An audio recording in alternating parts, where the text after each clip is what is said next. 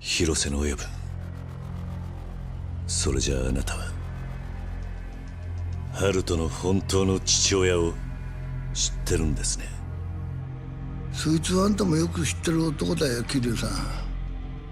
この場にいる全員がよく知ってんだ。何？坊主の本当の父親はね、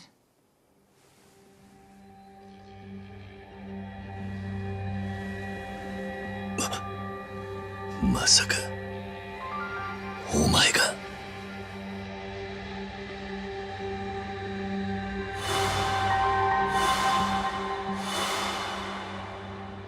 宇佐美雄太。